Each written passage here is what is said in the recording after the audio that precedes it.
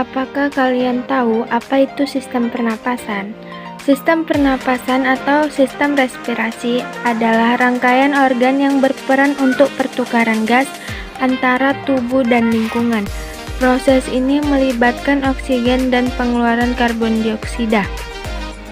Fungsi utama sistem pernapasan adalah menyediakan sel dan mengeluarkan karbon dioksida sebagai produk sampingan. Saluran pernapasan dapat dibagi menjadi dua, yaitu saluran pernapasan atas dan saluran pernapasan bawah. Saluran pernapasan atas yang termasuk ada hidung, faring, laring yang berfungsi untuk memfilter dan melembabkan udara.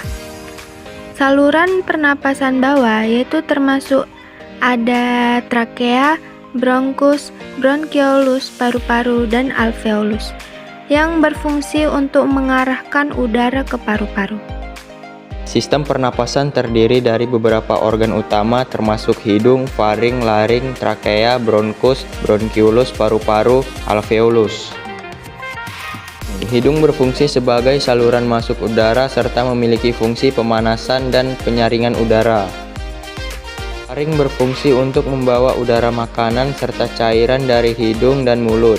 Faring terbagi menjadi 3 bagian yaitu nosofaring, orofaring, dan laryngfaring.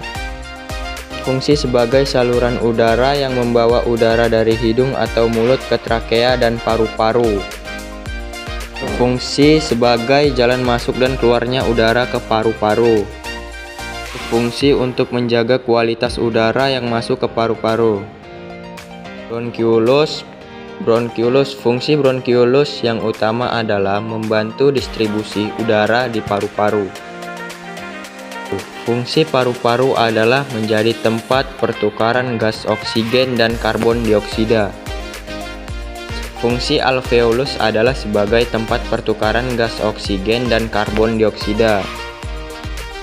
Pernapasan dada adalah teknik bernapas yang menggunakan otot-otot di antara tulang rusuk atau otot interkostal. Pernapasan dada merupakan jenis pernapasan yang paling umum dilakukan oleh tubuh. Proses ekspirasi pada pernapasan dada. 1.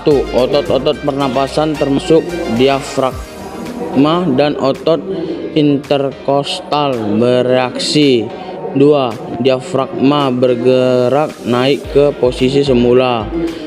3. Otot interkostal berelaksi sehingga dinding dada kembali ke posisi semula.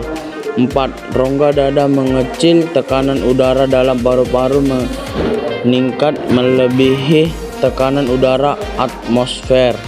5. Udara kaya karbon dioksida di dalam paru-paru secara pasif didorong ke luar melalui seluruh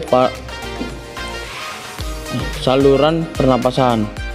Proses inspirasi pada pernapasan dada. 1. Otot antar tulang rusuk atau musculus intercostalis eksternal berkontraksi. Pernapasan perut. Pernapasan perut adalah teknik pernapasan yang memanfaatkan otot diafragma untuk mengambil napas. Tes ekspirasi pernapasan perut. 1. Otot diafragma berelaksi. 2. Otot dinding perut berkontraksi. 3. Diafragma akan terangkat dan menekan rongga nada. 4. Volume rongga dada mengecil dan tekanan meningkat.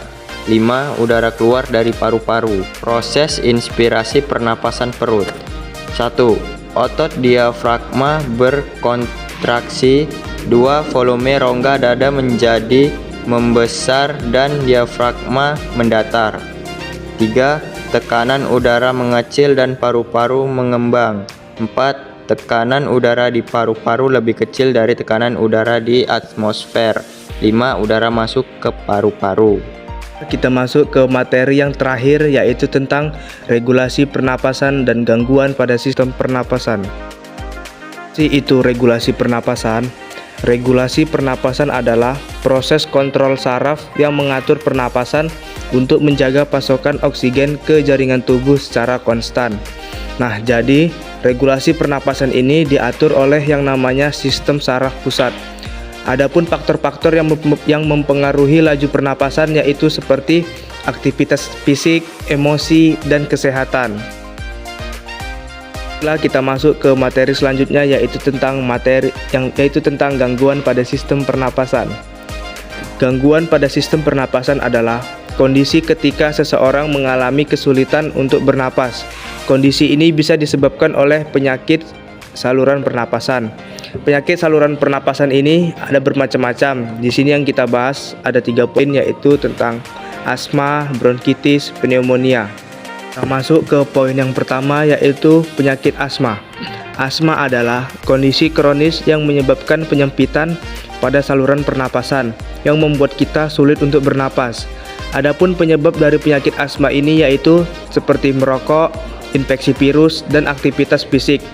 Gejala dari penyakit asma ini yaitu seperti sesak di bagian dada dan batuk yang berkepanjangan terutama pada malam hari. Kita masuk ke penyakit yang kedua yaitu bronkitis. Bronkitis itu terjadi ketika saluran udara yang menuju paru-paru meradang dan terisi lendir.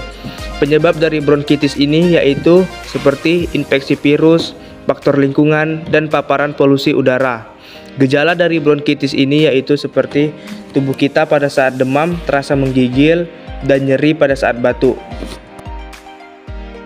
Selanjutnya pneumonia. Pneumonia adalah infeksi yang menyebabkan peradangan pada paru-paru. Penyebab dari penyakit pneumonia ini yaitu infeksi bakteri atau virus.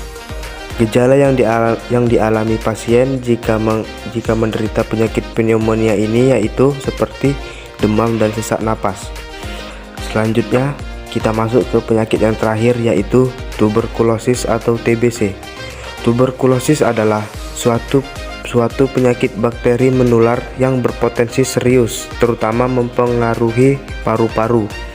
Penyebab dari tuberkulosis ini yaitu infeksi bakteri atau virus. Gejala yang dialami pasien jika menderita penyakit ini seperti batuk, penurunan berat badan, berkeringat di malam hari, dan demam. Baiklah, itu tadi materi singkat yang dapat kami sampaikan.